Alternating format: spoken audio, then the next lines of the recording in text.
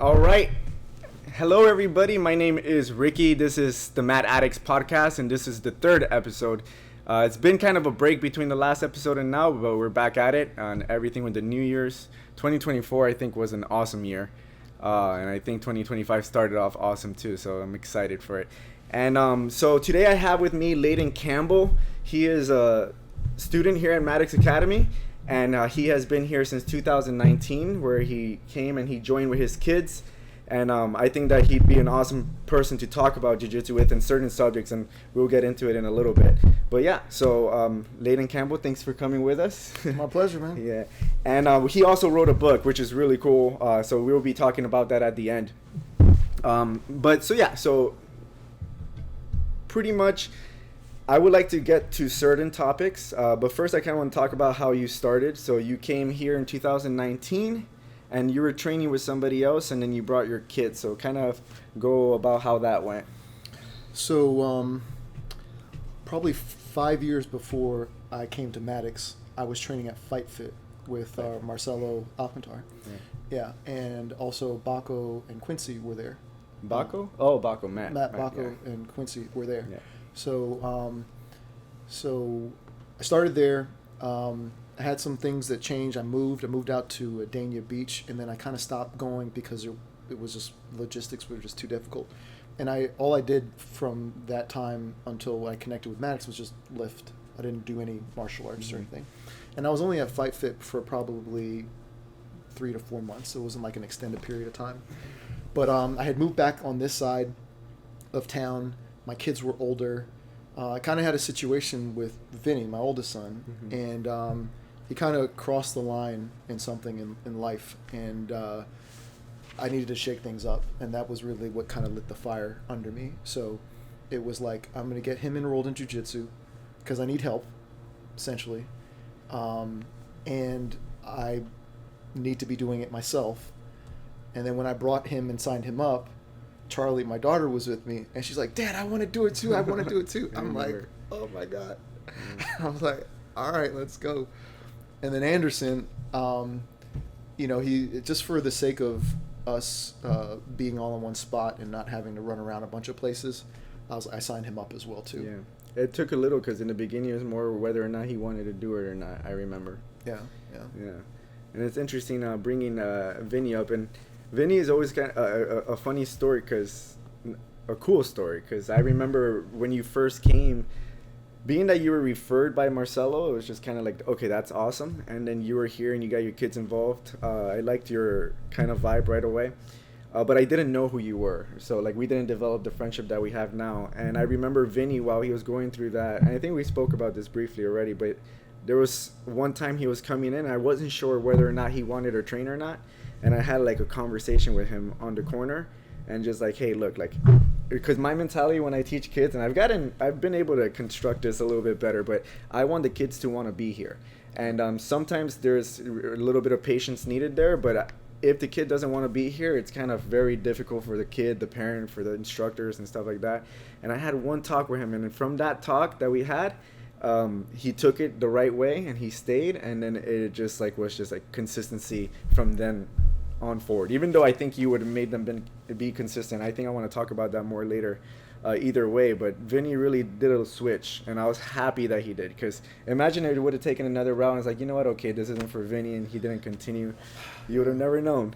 And had I known you, I would have had even more patience with that, but I didn't. So I remember telling Vinny, like, hey man, if you I want you to be here. You look like you have potential. If you don't want to be here, we'll make it happen where, I'll talk to your dad and stuff like that. Yeah. But I've always liked the story. I don't know why I thought it wouldn't impacted me.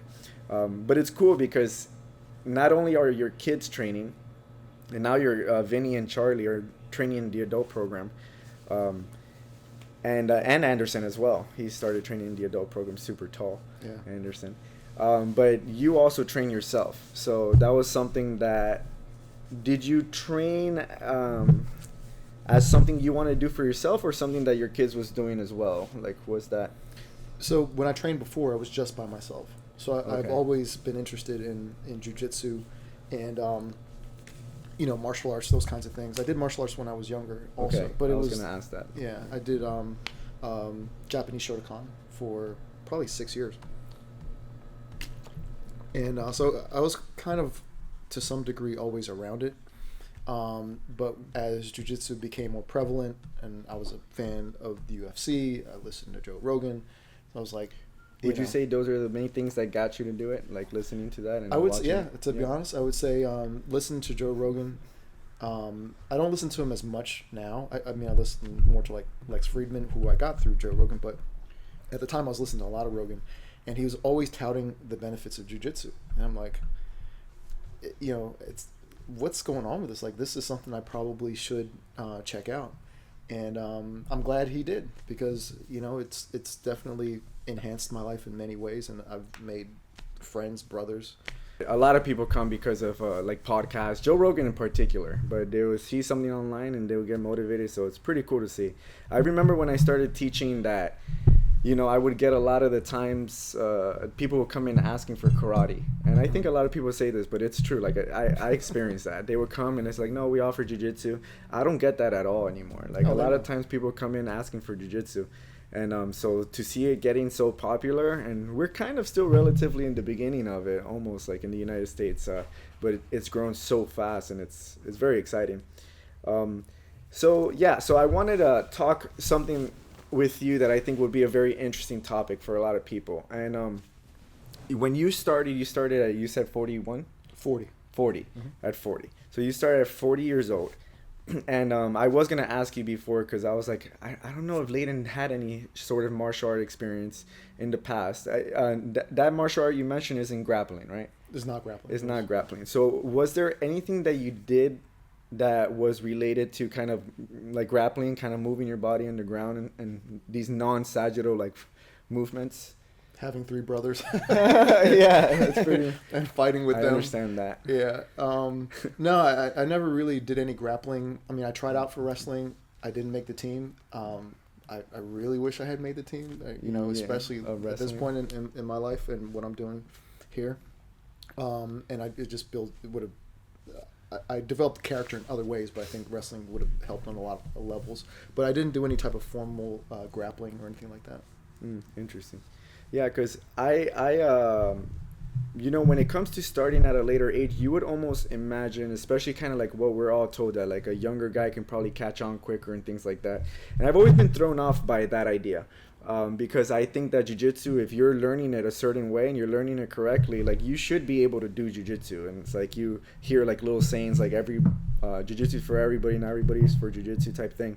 And I believe in that, because I think that a lot of times, even as a young person, younger people, and I've had multiple conversations, but they create these sort of barriers in their mind about, oh, maybe that guy is getting better than I've been training as much as them. They create all these kind of like, in my opinion, not real barriers in their mind, but they really identify with them, and it really gets in the way of them progressing.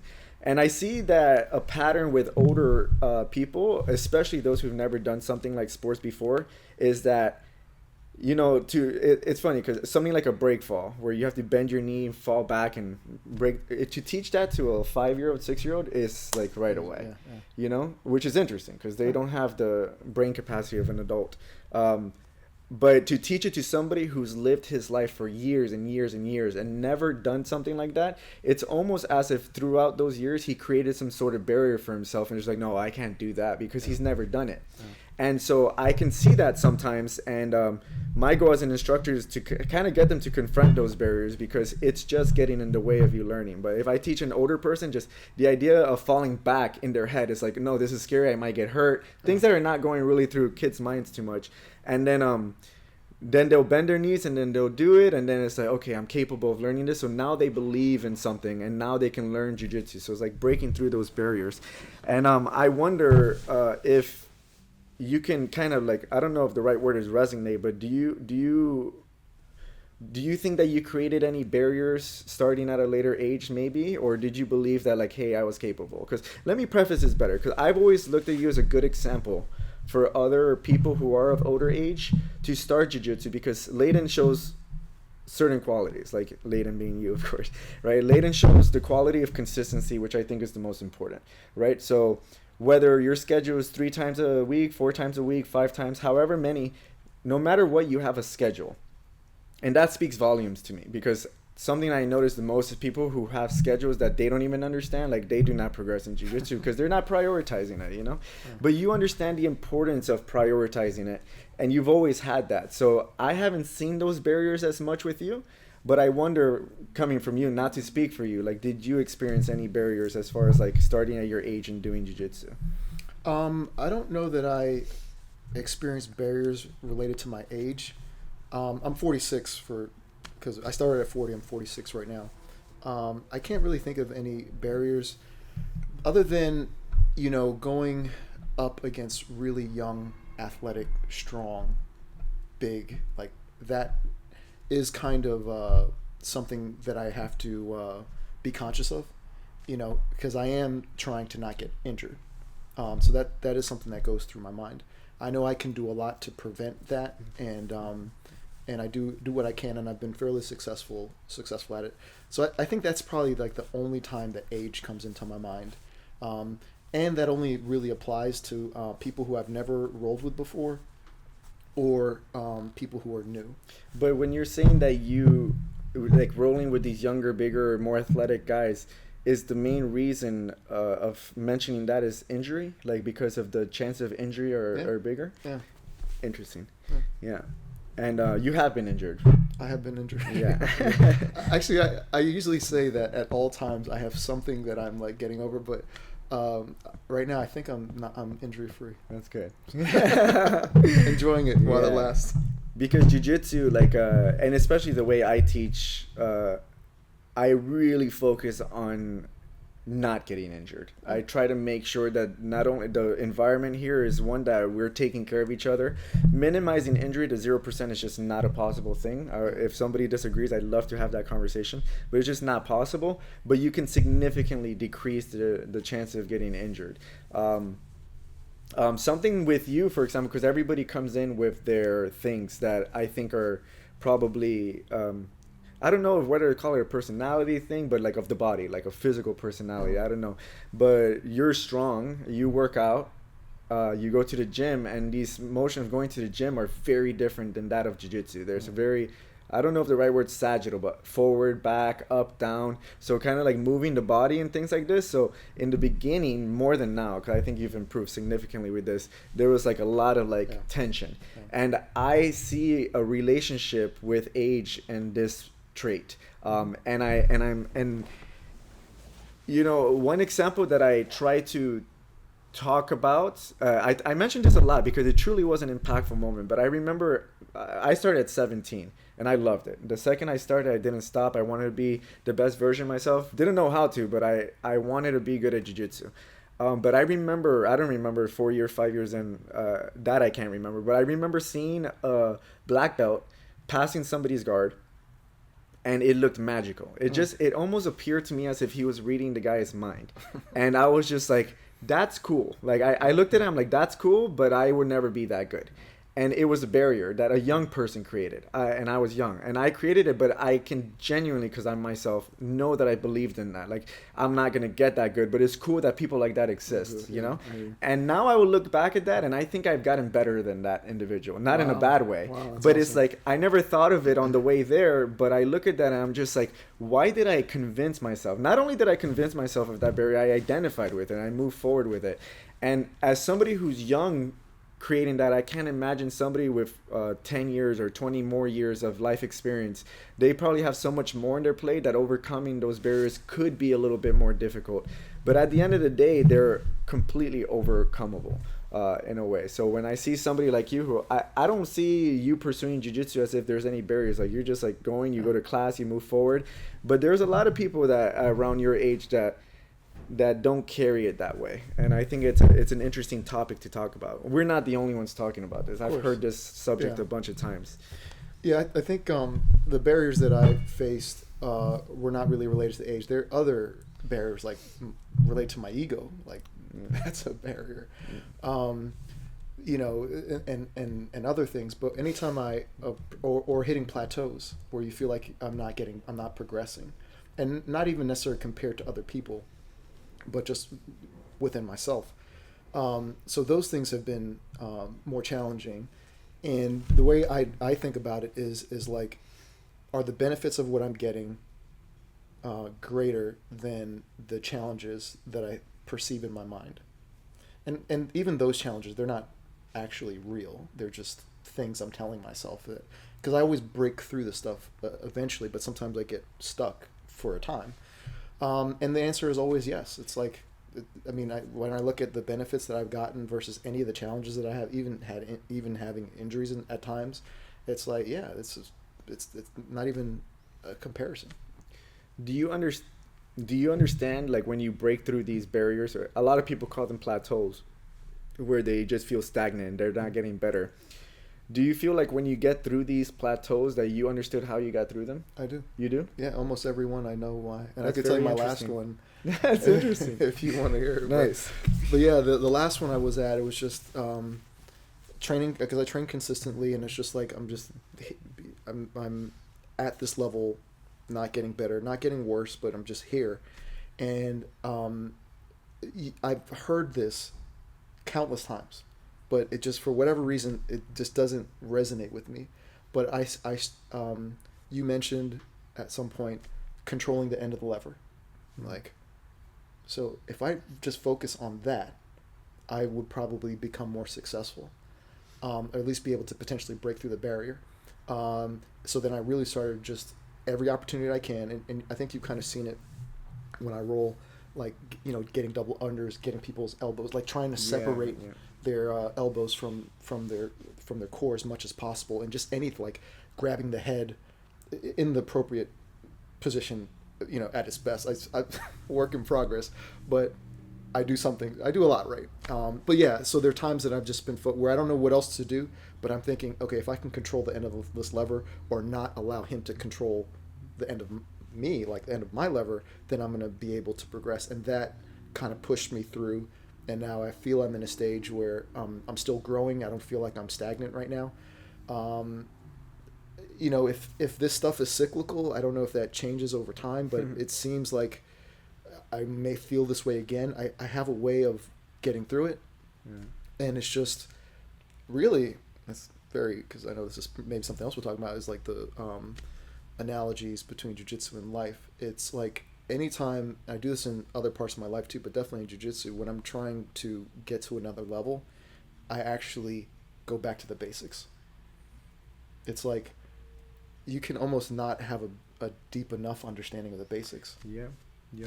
I find it interesting because you're getting through these plateaus through a physical through like physical understanding of technique. So like, okay, when I understood the end of the lever and underhooks, but a lot of times when people go through barriers, it's kind of crazy to say that I know, because I'm not in their heads. But there's some people who reach barriers that it's not a physical thing. It's completely mental. And earlier you talked about your the ego. You said something about like something I faced. I wonder if for a younger person, because they've kind of like learning themselves too when they're young and who they are, and what if it's a lot easier for them to break that ego than an older person. I'm not sure, because imagine you've been carrying this personality with you forever, and then in jiu-jitsu, like, let me bring up, I think it would be a good example, a hypothetical individual. It could be a made-up person, right? But there's sometimes where you're explaining something to somebody, and maybe because his whole life he's been athletic and he's kind of excelled at doing sports and things like that, that I know jiu-jitsu and I'm trying to explain it to him, but as I'm explaining, it's just kind of like, okay, yeah, okay. And like, he's identifying with like, oh, I get it, but I can see that he doesn't get it. Yeah. And so as an instructor, and not in a rude way, but I have to be like, hold on, let's stick on this, because I don't think you're actually understanding this. And then you'll see they'll kind of refrain, and they'll just be like, okay. And then maybe they won't do it as much because they're like, oh, Ricky didn't like me saying okay. But then something changes in the way that they think, and it's just like, let me not interrupt, let me listen, like, And so that, I feel, becomes something that they've lived their whole life with, and it takes certain people in your life to kind of check it, like, in a way, and just be like, hold on, don't just agree because I just saw you do it and you weren't doing it, like, so let's focus on this. And if somebody doesn't check that for that individual, and they don't do this self-reflection that I think you do when you do jiu-jitsu, of kind of like, what's going on, why am I not getting, then they're like in for a rough journey, like, but if they're consistent, I truly believe, I haven't seen somebody stick to jiu-jitsu and hasn't progressed. Some people would progress way slower than others. But I think that is kind of just the way that you perceive and receive jiu-jitsu. So I think knowing how to learn, like if you get like an older person who knows how to learn, that is probably a really great combination, because they put aside, they just defer to whoever's in teaching. Okay, you're the expert, or at least you're the one that's teaching me at this moment, because you're not teaching everyone. I'm teaching people at times, and well, you know what you're talking about as relates to this. So I'm going to put aside preconceived notions of what I think is right, and I'm going to do what you say. Right. Like a person who has that mentality in other things in life, because I teach people in different capacities too, in sales and other things that I do, and that attitude is the hardest one for me to deal with. The one that's not willing to receive, the know-it-all. Yeah, especially when some of the instructing that I do, or had done in the past, it's like when they're like, yes, I know, and then you ask them to do it and they do it completely wrong, and then they have an ego and an attitude about it. I actually stopped teaching, because I am a certified firearms instructor, and I had a student. It was just the most unpleasurable experience that I had. It was like, I don't really need to do it. I do this because I like to do it, and I just had a bad experience with that, and it was kind of a reoccurring theme. It's like, you know what, I want to like work with people who like want to learn and want to listen, and if someone's going to do the opposite, it just takes the fun out of it. That almost brings up a subject that I wasn't even planning to talk about. I want to address something that you said earlier there. Like these it's funny because sometimes you run I don't know if you're a quotes guy, but I don't seem to be, but there's some quotes that are just like good, genius. And then it's funny because I feel like a regular mind would look at it and be like, oh, that sounds cool, but when you do something in jiu-jitsu, you're just like, that's so true. And like one of them is the impediment to progress is the illusion of knowledge. Like you won't progress if you think you understand when you don't understand, and there's such a danger with identifying with somebody who understands when you don't. And I think in jiu-jitsu, like, we got to break that down. I think everybody does. It's like being teachable. Though you being teachable, there's like a lot of things that how your life, like, first of all, you're a father, you're a husband, you have your own business, so you delegate. And there's a lot of things that getting good at running a business, for example, is very translatable to jiu-jitsu. For sure. And so like somebody who's working, I wonder, this is just a question. I don't know. I wonder if somebody who's just a 9-to-5er and just at 35 is like, I want to do something else, starts doing jiu-jitsu. It's completely doable, but the guy has identified with a lot of barriers, I think, personally. And everybody has their own individual, like everybody's their own different person, but somebody who's never moved or doesn't work out and do something like that is like it's important to get those barriers out of the way of their head before you even start teaching them jiu-jitsu. Even through jiu-jitsu, I'll teach them moves, but it's very interesting because jiu-jitsu is just so, like, it makes so much sense that I think anybody can learn, and I wonder why some people learn it faster than others, and age is an interesting factor. The thing that you brought up right now, the subject of like, it goes like that with kids for some, and I think that not a lot of people would agree with this, but we are a smaller school. We're like 1,200 square feet. I can only have so many kids here before it just starts getting uncomfortably packed. We're at a good number. I'm happy. The school is doing well. Awesome. But something that changed over the years a lot is when I started, I was more like, I want to give everybody my attention and the opportunity to succeed in jiu-jitsu. And I think that it's a noble kind of trait to have, but it was getting in the way because there are just some kids, even kids who I think are just innocent, you know, like, but even kids, given their circumstances at home or whatever, just don't want to do jiu-jitsu. Yeah. And for me to go out of my way to try to get the kid to do jiu-jitsu when he's not easy to convince is making it harder for everybody on the mat. It's making it harder for the instructors, number one. It's making it hard for the other kids because kids are not supposed to know how to deal with kids who don't want to train. Like, and then when the kids do want to train, they're doing it and they're enjoying it. But, you know, so it's interesting because I teach kids, so I don't want to sound like rude, but I have like tryouts for that reason because I need to see if the kid's receiving information. And jiu-jitsu is not an easy endeavor. No. So if you can see from the beginning that the child is not willing to receive, you're almost setting the kid up for failure, and I don't want to be a part of that. So like I've convinced myself of just like, okay, you're doing the right thing by it's kind of I don't want to say weeding out because that's a bad one, but selecting who participates on the mat. Yeah, I think that's definitely translatable in a lot of areas in life.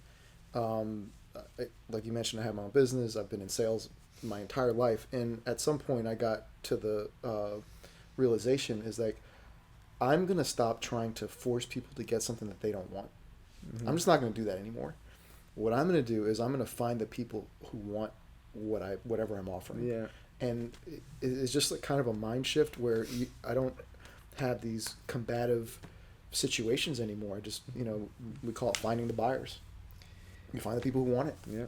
And then when you do this shift, it's as if the things that you want start gravitating your way. For sure. And there's a pattern there. Yeah. And doing jiu-jitsu is, man, like I feel like doing anything. It doesn't have to be jiu-jitsu, but that's what I do. Yeah. That if you're pursuing jiu-jitsu and you're not trying to recognize those patterns through jiu-jitsu, you're not reaping the benefit of what jiu-jitsu can offer. And it also may be the reason that you don't feel like you're progressing in jiu-jitsu. So it's very interesting. Yeah, I think when you're working with people who want to work with you in any capacity, it's like, first of all, you're not wasting your time on people who don't want to be there. Mm-hmm. The mood of yourself and everyone else, it just has, you're doing this, and we have talked about this, like we attract a certain kind of person, and there's other type, like if you're a toxic person, it's just not going to work out for you. Yeah. I also too, like, am very, I don't know whether you use the word sensitive, but I'm sensitive to like kind of that vibe of not wanting to be here. Like if somebody gives me that, I can't help my brain. Like I try to like not care as much and I move forward, but I start thinking, who's that person going to be partnered with, and they're probably going to have a bad time and stuff like that. So if it takes up any space in my mind, it's something that I feel like I have to address because it's important. And like, and sometimes it doesn't happen with adults often, but like I try to make sure it doesn't happen with the kids too. But sometimes the kids will kind of like, you can tell they're looking at the clock to see how much time there's left, and they're not paying it. Like those stuff, like you address right away, because the more you do that, you're kind of training yourself at that, and then to reverse that later is going to be very difficult. So it's just like, hey, when you're here to train. Your partners rely on you, like you're relying really on them, so what you expect of them, you should be able to do it yourself. So but there's definitely like a way of teaching, in my opinion, that to become a good instructor, I think, and I hope I'm headed to being as good as I could be as an instructor, you need to be paying attention to things like that. But it's weird because it's unique to the individual. And I do think I'm not sure what your typical listener is. I don't know if like people who don't jiu-jitsu or considering jiu-jitsu are part of your crowd. We're going to figure it out. But I think one important thing to say is like, just because you're not good, that's a completely different thing. Absolutely. I love working with people who are not good, but they're trying. I love that aspect of it. Yeah. So we're not looking, for me, like if someone has a bad attitude, they don't want to be here. Like I don't want to work with that person either. But if if they are earnestly trying to do their best, they're trying to like find something that they can get into that will be rewarding and so on. I love, as I love working with new people. Yeah. So all that is welcome. It's just like the toxicity, the not wanting to be here. That stuff is negative. Yeah, absolutely. And it is true what you say about yourself too, because I'll put it out there, right? Like with the fundamentals, when people try out class, 'cause I teach the more advanced classes, And when the instructors are busy teaching, it's like, hey, make sure to put them with Leighton, because I know you're gonna make them have a productive time, not a fun time, like a productive, like, oh, I can see myself doing this type of thing. And you're also good at kind of just having conversation with people. You have conversation with all different kinds of people, so you kind of know where to put yourself to be able to get to that individual, at least from what I noticed. And I think that's a huge thing. But being able to explain and share that is a gift. It's a gift, but it could be an earned gift, an acquired gift. But it's important, and it helps you as an individual, because it's like, first of all, dealing with other people, but also not just dealing with them, but being able to explain it in a very basic way that they can understand.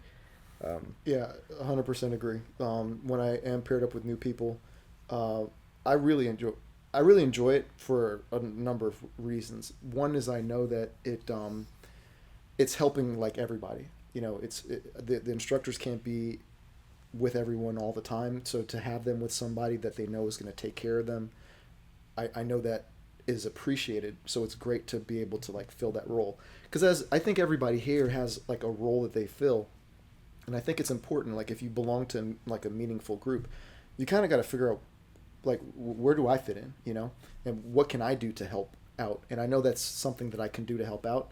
And then from I wouldn't say selfish, but something that I get out of it, like I said, man, going back to the basics is so beneficial. And when I'm teaching someone who doesn't really know a particular move, or maybe they're super brand new, and then I'm gotta like question why are we doing that part? And sometimes I'm working with that person, but I gotta call you or Justin or whoever is teaching the class. Help me explain. I don't understand this piece of it. Yeah. So it's beneficial all the way around. Let me hop on that part, because I was gonna ask you earlier and I think I forgot. But given the last episode where I spoke to Justin, actually I think it was the first episode, but we did elaborate a little bit on like the niche here being that we have a heavy emphasis on fundamentals, basics, whatever you want to call it. But I find that to be like not just an important element; it's a necessary element to have a strong foundation, understand what fundamentals mean. So like what does, whether it's in the work life or here, like what does that mean to you? Like, 'cause to say fundamentals is one thing, but to like, cause if somebody is like, okay, Ricky, work on your fundamentals, like, you know, got it. But what is that? Like, what are fundamentals? So over here, we talk about the connection, timing, and weight distribution, the concepts, and how to look at it through those lenses instead of trying to memorize technique. But what is that to you? What is fundamentals to you? So the way I think of it conceptually, it's like you're building a structure, and before you do like advanced crazy stuff, you have to really have a good foundation of the basics. So in Jiu Jitsu, and especially here, the connection, timing, weight distribution, that is the fundamentals. So something as simple as like, where is my hand supposed to be in this position? Like, or I'll see you do a technique. An example from last fundamental class that I took with Justin, actually teaching it, he was showing the omoplata, but his foot never touched the ground. And somebody asked him, why isn't your foot on the ground? He was like, because my foot, if I put it on the ground, then it's not connected to the side of his face, and that's really where the connection should be. I'm like, wow, that's deep. That's important. Like stuff like that is like a fundamental understanding, as opposed to like trying to learn something flashy, or you're working with someone and they're just like blowing through the move. They're just going through like the entire thing. You can tell that they're just maybe it's out of nerves, or maybe it's out of I don't know what, but they're not really grasping that there are like checkpoints along the way. They're just blowing through them.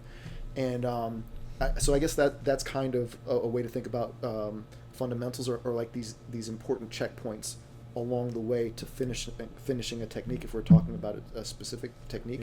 So like understanding like why you're doing every step along the way is kind of what I would say is fundamental. That's cool.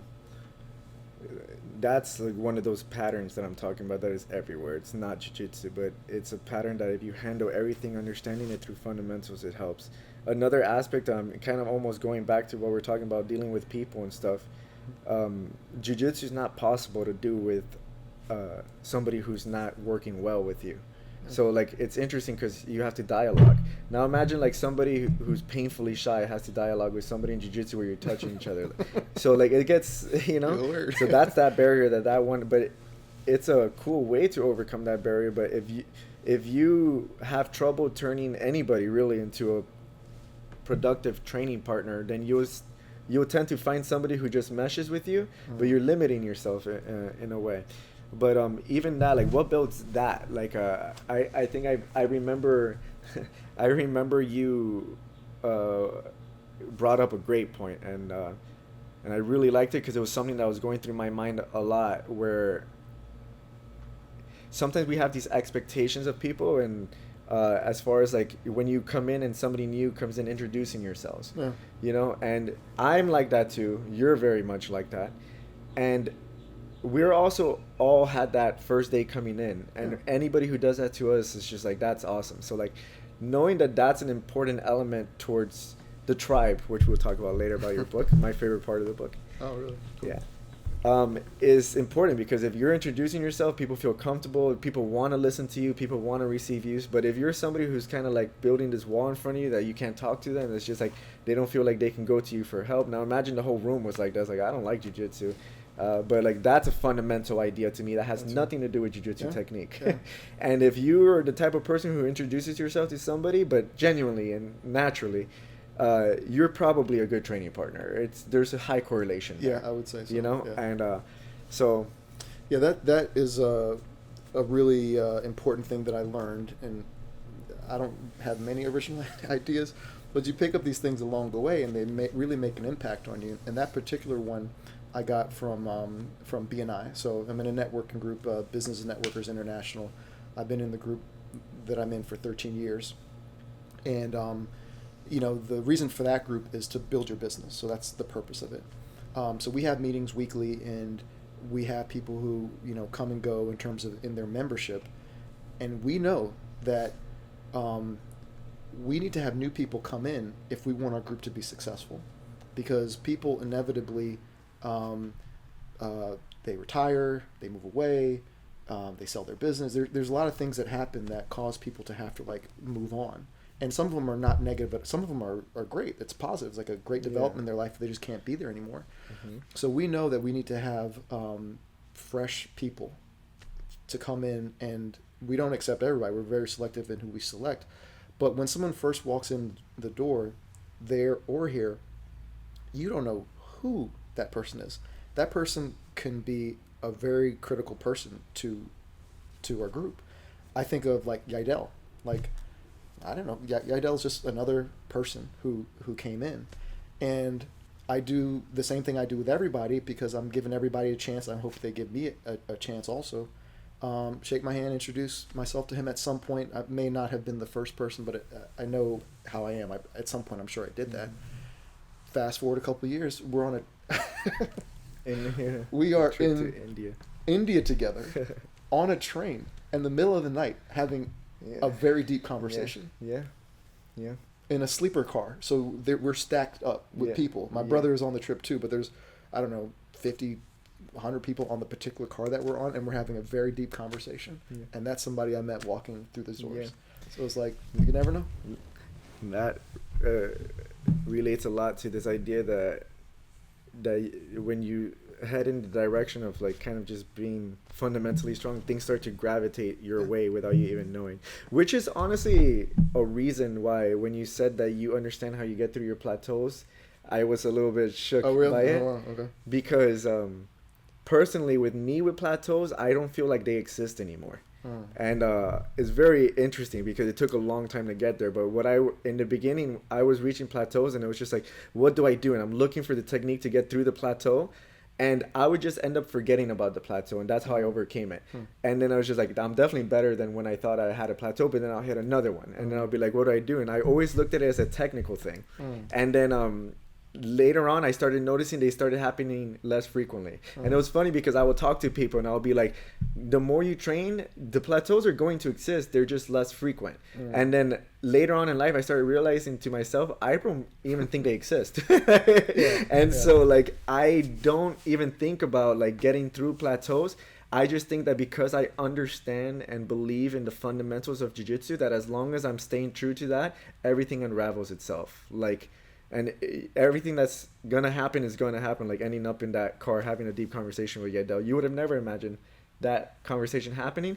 I would have never imagined having in a school 10 years from now, or students 10 years from now. Like, it's just like, but as long as you're focusing on something that's true and like the fundamentals is true, like things just unravel themselves. So I'm not gonna die on that hill. I don't know if plateaus exist or not, but I'm living my life right now as if jiu-jitsu plateaus don't exist. When I said it, I think I even qualified it to a degree, because it's like I know for now at where I'm at in my jiu-jitsu, unless I've broken through my very last plateau, which honestly I don't feel that to be the case, just because I feel I have a lot more growing and learning to do, as we all do.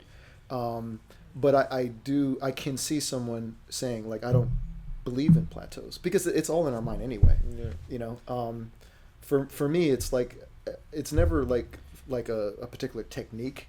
It's more like a concept, or it's like applying a fundamental in a way that I've heard it, but I didn't fully like internalize it. Yeah, and the internalizing portion of it comes with time and consistency and stuff like that. So it's just kind of like, even though you're going through this plateau that you're talking about, it's part of the process. So how can it be a plateau if we have to get through it to get to a certain point? So it's just kind of like, but then if you believe in plateaus, it's kind of like almost when you feel one coming, it's kind of, you get like anxiety, or not anxiety, but like you get nervous, like, oh man, what's going on? Or you compare yourself to somebody else and you don't understand how they're training outside of jiu-jitsu and things like that. So you start making like, why is he gotten so much better? Or maybe the instructor's paying more attention to stuff like that. No, but that's the ego stuff. That I have to like check myself with. It's like, we have some guys who started after I did that have gotten very, very good. And they are a complete handful, you know. And it's like, you know, God bless them, you know. You know, like their situation is whatever it is. My situation, I do what I can. I have a lot of stuff going on, but I do prioritize jiu-jitsu. It's in my list of priorities. It's not my top priority, but it's in my list of priorities. And you know, if I had, from a selfish standpoint, if I had a hand in helping them get better, then that's awesome. You know, and that's a very wise way, especially if you want to do jiu-jitsu like forever. I like to try to teach people that they see themselves doing this forever, but that's a wise way to go about jiu-jitsu, because me personally, and I think I'm going to end this portion of it with this, and then we'll talk about other things, but me personally, I love, and I've always loved competition. I've always loved it. I still do. I still will say I'm not going to stop competing until my body physically can't anymore. And when I started teaching and trying to develop a team, competition was a priority to me. And because it was a priority to me, the students who are here, who just quite frankly don't have the same desire to compete as I do, see that and feel like as if like they can't achieve something because they're not competitive or whatever. And I would support anybody's competition career, but that is just one avenue of many that you can take towards the longevity of jiu-jitsu, like, you know. So I don't know if some people who compete just see themselves doing it till 40 and that's it, they go on with their lives. I look at myself doing jiu-jitsu for the rest of my life, like, and so competition is not a factor in that. It might make it more fun. And there's a lot that helps you develop as when you're a competitor, you develop in certain ways that are important. I'm not taking that away from competition, but sometimes people look at it like, for example, you're saying that these people who came here and in such little time they've become handfuls, and they're like Brody, for example. He's trying to compete a lot. He competes and he puts himself out there, so it looks like he's getting better quicker, but we're learning jiu-jitsu the same way he's getting good in this realm of competition that you've done once twice, maybe couple times. I have to probably 3 or 4. I would say. But it isn't like a priority to you, like you know what I mean? Not. Unfortunately, because it's so cool, but it's cool to see that it doesn't have to be so that you can pursue jiu-jitsu in a way that you're beneficial to the squad, to the team, to stuff like that. But yeah, competing is awesome. But I definitely leaned towards more, like back in the day, it was only competition for me. I wanted, if you were training, you had to compete. I saw schools like that, I admired it. And as I got older, I'm just like, I just love dissecting the art of jiu-jitsu. So I kind of changed the way I pursued my priorities with what I'm trying to do here. But competition would always have a special place in my heart. But yeah, cool. So now, and I think we've talked about it already, but like how it's translated, we have talked about this a lot, just how it's translated in everyday life, stuff that you learn that will get you good at jiu-jitsu, and it's translated in everyday life. I definitely feel like we've covered that a lot. Yeah, we have. And there's a lot of it's a good segue when the time comes to, because I bring in some concepts of jiu-jitsu into the book that I wrote, just because like the analogy is so just, it's like the pattern, it's so clear. The pattern is, it's just for you to not, it's understandable to maybe not see it, but after you see it, it's like impossible to not see it, you know. And but yeah, I bring some of that in a couple times, and that's one of the reasons why I wanted you to be one of my first readers of it. So Professor Ricky, he was one of a handful of people, had like 10 people who got a very early copy of the book, and they read it and they gave me their feedback. And I respect you on many levels. One of the things that I wanted just to, because I guess to a degree I'm a reflection of you, and I didn't want to say anything related to jiu-jitsu that you didn't co-sign on, because of how that could potentially, you know, reflect on you, and I didn't want to be the cause of anything negative. So that's one of the reasons why I had you read it. And the stuff I talk about is very, very basic as it relates to jiu-jitsu, but I guess the theme on this conversation is like the fundamentals are so important. So as much as I appreciate that, I would have trusted anything you put, because like the way you look at it thus far, so it's just like in a way that is a reflection of what I've been able to convey. But I definitely understand what you meant by that. I do get something like I've been shrimping wrong for 5 years. That still happens to me sometimes. Yeah, and I was like, I look at it, I was like, no one, you're not doing it the way I'm doing it. Am I doing it? And I asked you a question, like, no, you got to put it there. And it was like, and now it's, you know, now it's like a good way for people who maybe trained a little bit or maybe have been around it to kind of understand what I'm trying to say is, a lot of times with me personally, I've never been a big go to YouTube and learn jiu-jitsu type of guy. I think it's an amazing ability that we have, that we can go to the internet and just look up stuff. But everybody's teaching through their lenses of jiu-jitsu, and it's not even to say that it's wrong, but it's different. And I have a certain way to look at jiu-jitsu, and that's what I'm trying to convey to my students. So when you start mixing ideologies a little bit, it's kind of like the Tower of Babel, like, you know. And so whenever people come, and I think a lot of people from different schools would be able to relate to this, but people, oh, let me show you something I learned on YouTube, and they'll try it and they will be like, they'll completely forget it. And it's not even that they forget it, but they don't really know how to tell the partner to do what they have to do. The partner's like, what are you trying to do? I don't know what to do. So the fundamentals are weak, but in a nice way. But if the person is strong with their fundamentals, they can look at a video on YouTube, come here and be like, hey, let me try something, do this, like, do that, and like they'll be able to get it done and then be able to explain it. So it's like better to just build on your fundamentals, hopefully with a good instructor, than to try to learn it through YouTube videos and instructionals and stuff like that. The YouTube stuff, I've gotten to a point now where I see stuff and I just appreciate it for the coolness in the moment, and then I just keep moving. Every once in a while I will see something that's, I'm not looking like for a full technique, I don't really care, just kind of in one ear out the other. But sometimes I'll see something that like it's very position specific, in a position that I always find myself in, and that is something that I'll bring back. I'll ask you. Yeah, I'll ask yeah. Justin. Of like, what do you think about this? Is this something I can? And sometimes there's something to it, and sometimes really not. I would say majority of the times for me, because me and Justin will send something, and I told Justin, I'm like, by the way, when I send you things, it's because it's something that I want to go back and try to dissect, like through my understanding of jiu-jitsu, because it looked cool. Yeah. And I never go back to it. But I'll think about it one day and like, oh, cool. Yeah. But the being able to see something and break it down. Sometimes there's people who teach that are just, to me, very experienced, and they understand, they believe in what they believe in when they teach. It almost kind of like resonates with me. It's I want to listen to him, because he's like Lachlan Giles, for example, is some guy that he was explaining something about the LCL when he was teaching, and then why we don't do certain angles with our leg, and just kind of the confidence and the belief in what he does like resonated with me. And it's just like, it's so much easier to listen to somebody like that who has structure in his teaching than somebody who just knows how to repeat something flashy that looks cool, that works well. And it's very interesting. So let's go to your book. So the name of the book Is your shirt? Yeah, it's, can't see it. Your happiness equation. Yeah. So, yeah, give us kind of like a breakdown of it, and then we'll see where it goes from there. Break it down. Give us a breakdown. So I'll give you a backstory, and then I'll kind of tell you about the content. So I started out with a conversation with my kids. So we're sitting around.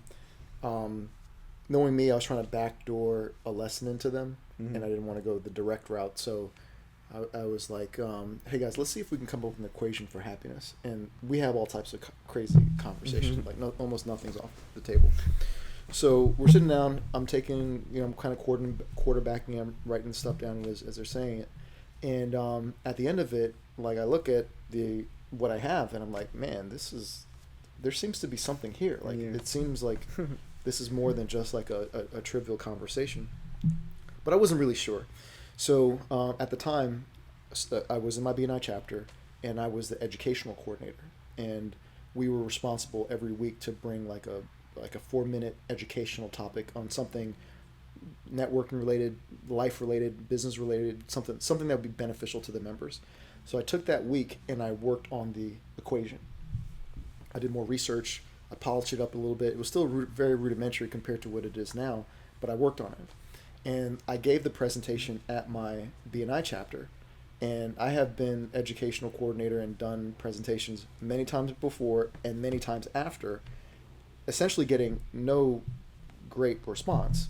But this one, like almost everybody in the chapter either called me, texted me, or emailed me and said how impactful it was to them. That's awesome. And I know these people. I know them as well as I know you guys. It's like it's a different kind of knowing them, but it's like it's a similar in terms of like some of the depths of some of the relationships there. So like I know you would never tell me something that was not true. Like if you're gonna go out of your way to tell me something, it must be true. So this is the kind of relationship I have with these people. So it really resonated with me, and I was like, I probably got to do something with this. So I was like, you know what? I've written a book before. This seems like there's something there. I feel it could help people based off the response. I'm just going to do 2 hours a week.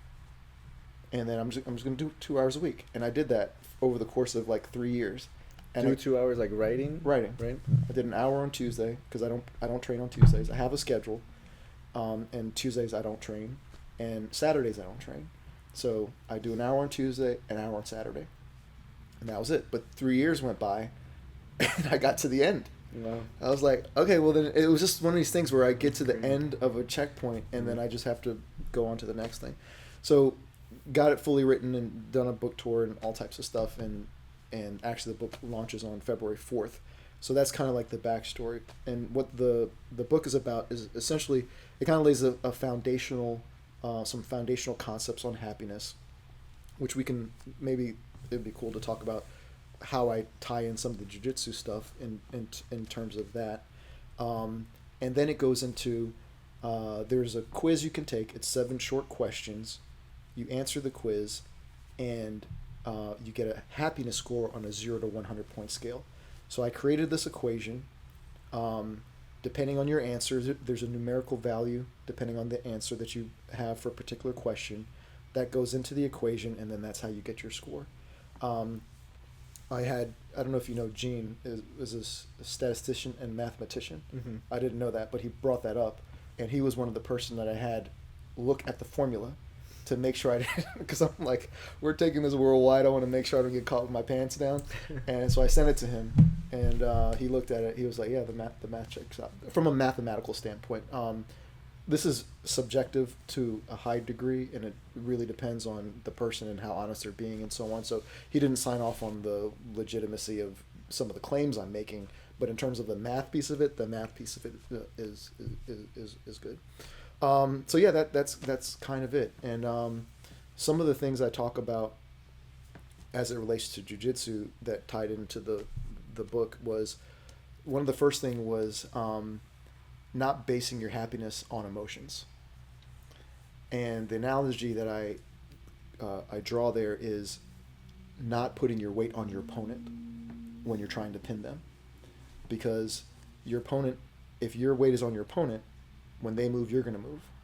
If your weight is around your opponent, on the floor around your opponent, then you've secured a pin and you can proceed to a submission attempt or whatever you're trying to do. So that's one of the analogies that I draw, and I think I feel like I can talk about that for hours. I mean, am I?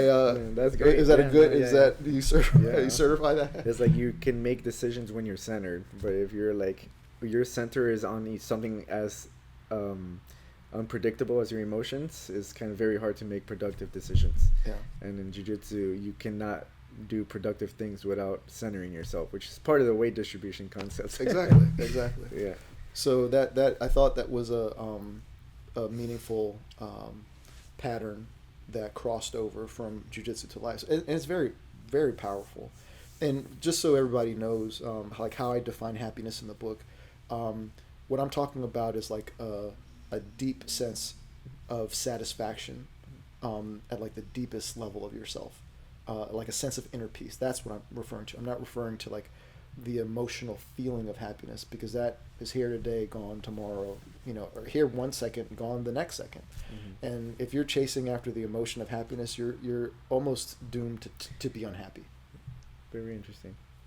But if you're building structures in your life that produce happiness, that's kind of where the magic comes in. That produce happiness, yeah. Because earlier you mentioned the high degree of subjectivity in the subject, right? Am I right about that? Yes, because happiness is very subjective.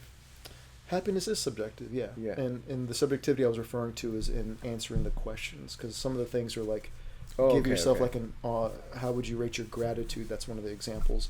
On an A+ to F scale. That's definitely subjective to the person, their understanding of the question, their understanding of themselves, and so on. So to that degree, I think it's subjective. Yeah, it's interesting because it's like kind of can you just elaborate before I say something about it? But what did you mean about what I really mean is inner peace? What do you mean by that part? So what I mean is I'm trying to draw like a delineation between like an emotion of happiness and how I'm defining happiness in the book.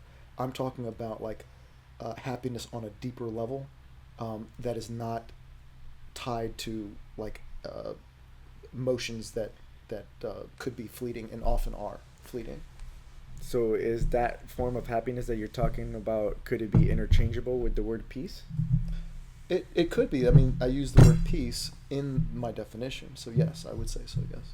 Interesting. Yeah. And I like, me, I like conversations that delve into kind of the subjective. I try to find a way to get to the objective, but like you have to do it through the subjective sometimes. And when it comes to happiness, man, you bring 10 people here and then probably get a lot of different responses on their views of it. So enjoyed, when I read your book, personally myself, I didn't take it ever as you were writing it that like, hey, this is what happiness is. I know what happiness is. Like, no, this is what has helped me reach this idea of happiness.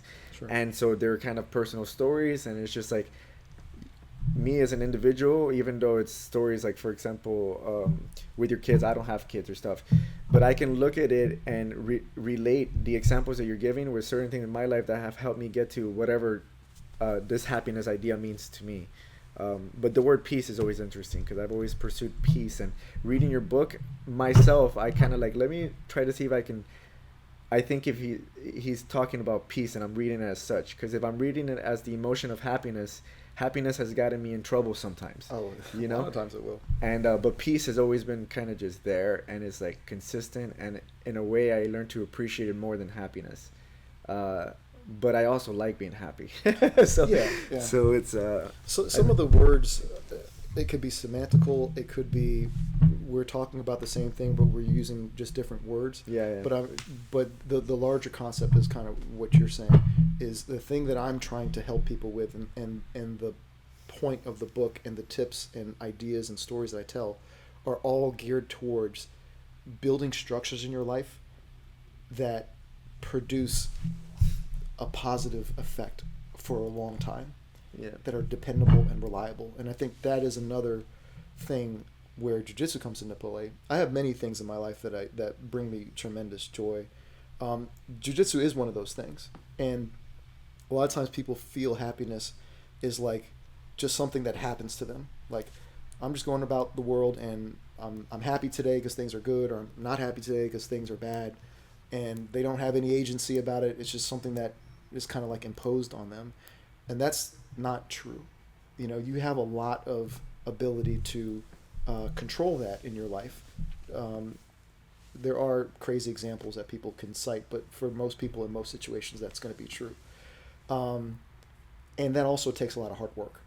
So you look at, okay, first of all, the friendships that we have here, the things that we've done together, the places we've been together, it's amazing. It's like what life is really about. So you have that benefit that produces a lot of joy, but like, how do you get to trust somebody? For me, the way I trust somebody is I go through something difficult with them, and I see what they're made of in a difficult situation. And you go on the mat and you train with someone for years, you're going to really find out what their character is like. Sure. How do you deal with it when things don't go right? How do you deal with it when you just destroy someone? And, how are you handling all these things in your life? And when you see somebody do all that stuff on the mat, okay, this guy I can trust. He's going to not take advantage of me. He's not going to lie. He's not going to cheat, steal. This is someone that I can really trust. And once you get those people in your life, now you have like brothers and homies and friends that you can go out and do these awesome, amazing things with. Yeah. The cool thing about reading the book is, to me, I went in with the lenses of like, I look forward to this because I want to see the patterns that Leighton points out about kind of like, so for example, and I mentioned earlier, my favorite part was being part of a tribe. Sure. And I think it's my favorite part because I can personally relate to it. The part of the book where you're traveling, I can't relate to because I don't have it in me to like traveling. I just understand. Maybe it will change in the future, who knows? But it was still not something I would want to omit from the book, because it's like you're taking that experience of your life and telling us how it helped you achieve this idea that you would imagine everybody would want to achieve, which is happiness. And with the tribe thing, I liked it because I can't imagine somebody, I know that it exists, but how can you not know that being part of a group and being helpful in that group and being able to make that group better because of your presence and helping other people become better versions of yourself, how does that not lead to something that is objectively true about making us feel peace, in my opinion, and happiness, but good, just like feel good. And I think everybody craves that to a degree, but it's cool to see how you put it into, there was some personal stories in the book. Yeah. And so like, how else can you have that, like, you and I both read of the book with the same author, Sebastian Brothers Karamazov, Dostoevsky. Yeah. I am extremely interested in his way to view life, but he lived during times where like slavery and stuff, like he lived in a completely different time, but he wrote the book in the 1800s and so many patterns in today. And I love delving into that. And so to see somebody who claims, and I believe, to have reached this level of happiness or peace, like, why not like read it. Yeah. Like, you know, and so I that's why I found it interesting. Dostoevsky is interesting because he's written classics, and I love the classics. I've read a bunch of them, and I'm reading one now. I'm reading the Iliad now, and there's just so much wisdom to take for a piece of literature. The Iliad was written by Homer. By Homer, yeah. So I've already read the Odyssey, but I haven't read the Iliad. I'm going through it right now. I tried listening to the audio, and I'm like, I couldn't understand because they were talking about resemblance and relationships, and it was like stuff you were already supposed to know because the Odyssey started like in a ship.